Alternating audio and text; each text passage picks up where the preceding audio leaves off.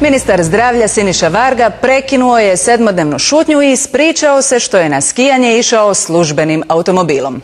Ipak, pravda se kako se radilo o službenom putu, jer je na talijanskom skijalištu Sexten držao predavanje o pravima osiguranika u prekograničnom pružanju zdravstvenih usluga.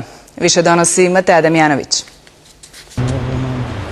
Konačno, tjedan dana nakon RTL-ova otkrića da ga je na skijanje službenim automobilom odvezao vozač, ministar zdravlja Siniša Varga se ispričao. Očito je došlo do krivog tumačenja od strane mojih stručnih službi, to znači pravo na vozače i automobil 24 sata kao ministar zdravlja, i meni je izrazito žao da je došlo do mog propusta u krivog tumačenju propisa Republike Hrvatske i to se više neće nikad ponoviti. Opravdava se, radilo se, kaže, o službenom putu. Na seminaru Hrvatskog zbora učitelja i trenera sportova na snijegu na talijanskom skijalištu Sexten držao je predavanje.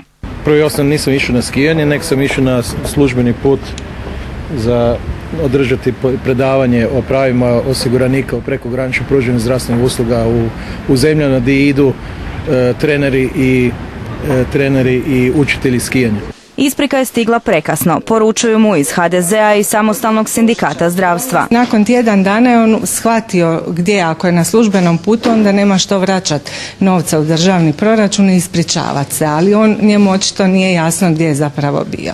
A za to krivi stručne službe. Ovo je nešto što je post festum, nešto što se nije smjelo dogoditi, nešto što nije smio napraviti, pa tako i ova isprika dolazi sa velikim zakašnjenjem. U zboru učitelja i trenera sportova na snijegu, kažu, Siniša Varga već 10 godina dolazi na seminare i skijanje, a na njihov poziv u subotu navečer je održao predavanje. U subotu u 22 sata održao pod nekoliko stotina ljudi svoje predavanje. Mi smo mu jako zahvalni na svemu tome, jer mislim da u 80 godina postojanja da je to prvi put da je jedan aktuelni ministar nam održao predavanje, naravno bez ikakve naknade. Zbog ministrova putovanja premijer Zoran Milanović najavio je izmjenu uredbe oko korištenja službenih automobila. Varga će je podržati. Ja apsolutno podržavam ako donese se odluka da ministri su bez prava na vozače, bez prava na službeno vozilo, ja apsolutno ću i to isto poštivati.